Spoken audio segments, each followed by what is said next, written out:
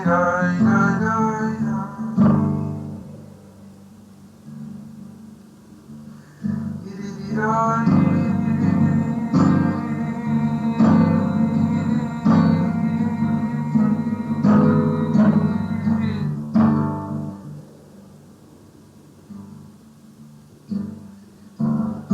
in a period of time starting last week for the next 5 weeks after now, called Shovavim, a word that in Hebrew means sort of a brat, stinker, a young kid who's making trouble. And the acronym of the word Shovavim in Hebrew spell out the first letters of the first 6 Torah portions. And the content of these Torah portions is the content of redemption. The content of turning slavery or exile into exodus, to freedom. The content of, in a cosmic and a historical sense, of turning the Jewish people from a slave nation into one of the greatest people of dot, people of higher wisdom that the world has ever seen in a very short period of time. And the content of these parshas, of these weeks, just like any other Torah portion or any other group of Torah portions, it's not about history, it's not a historical lesson. It's rather, as Torah is, the Torah of life. It's a lesson of life. And we delve into this redemption process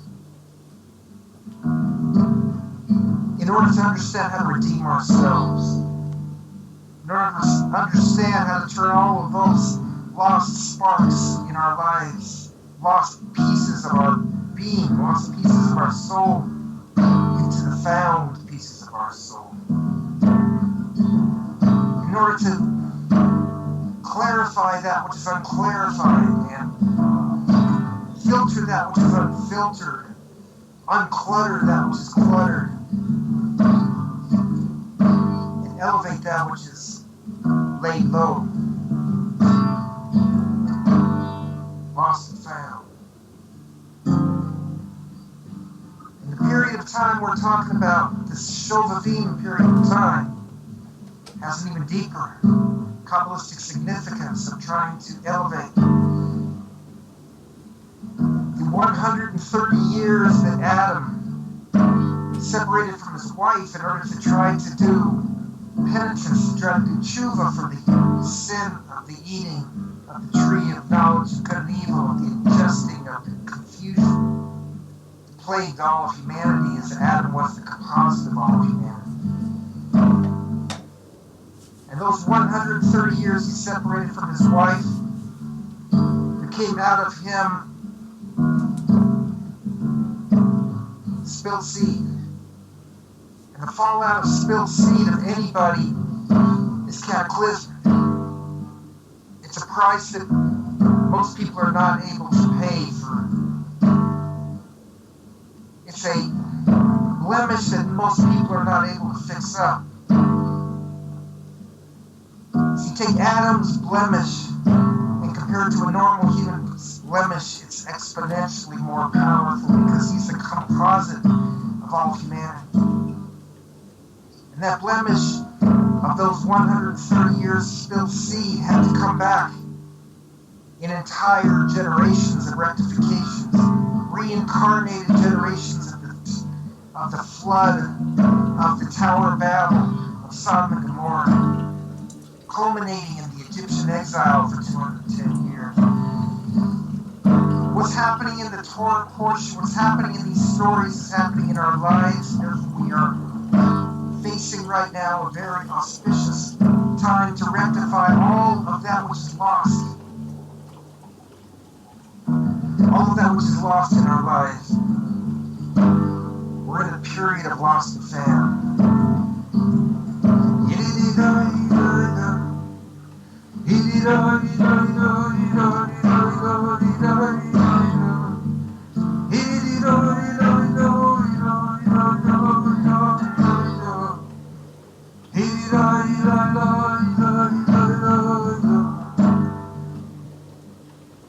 So how can we fix that which is lost in our own lives? Taking advantage of this very prime, auspicious time, energy we are found in right now. How can we fix that? So we have to search. We have to search back to the roots. That's the roots of human reproduction, human sexuality.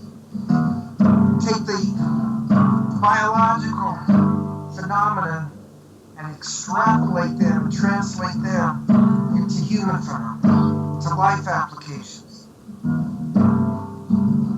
We take that same act, that act which is the representation of an entire human being. We take our own life, and we search, and we seek, and we yearn, we pray to Hashem to be represented, to represent ourselves for who we really are, to say what we mean, to mean what we say, to talk from our soul, to talk from our heart, to talk in a way that represents the essence of who we are. We take that same act, that act of losing so much creative life, and we turn that act around during these healing weeks right now in order to not lose a drop, in order to take advantage of every situation, in order to take advantage of all the opportunities. And there are countless opportunities at every step along the way. We take that same act, the act, the sexual act, which basically gives over our entirety through the DNA of our entire body into somebody else's entirety in order to reproduce and create a child. And that entirety in our life application is the representation of our allness. Our allness is our spirituality.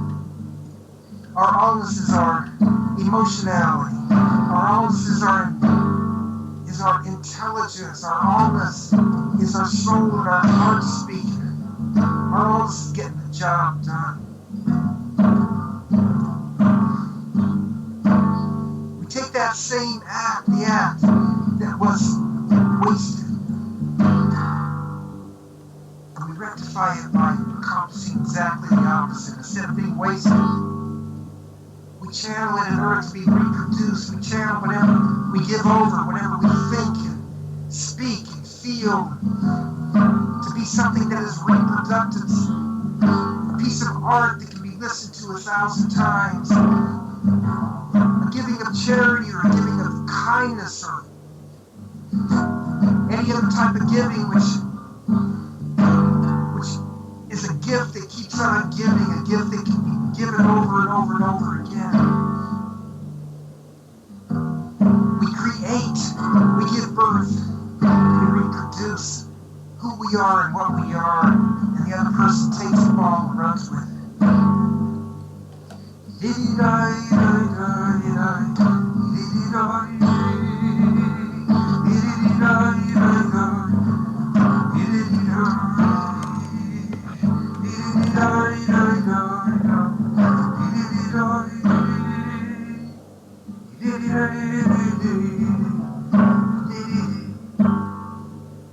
Perhaps the most important lesson of the entire Egyptian exile and the exodus therefrom, and all the plagues and everything involved, the most important way to turn around all of these losses into gains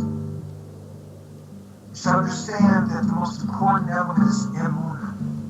It's the belief that the one who really makes it happen is actually Hashem.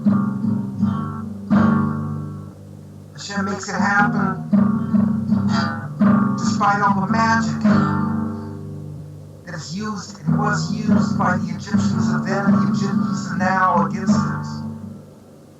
Despite all of the perspective that life is all happenstance and all by chance.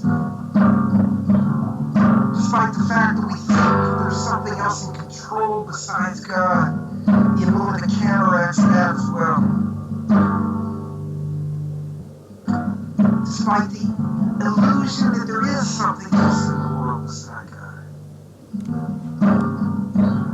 And with that emunah, with these powerful weeks right now, and with our proper focus and our proper attention, proper concentration, we turn all that is fallen into all that is ascended, into all that is holy, into all that is going to trace and change and reframe, bring the world into the place where it's meant to be.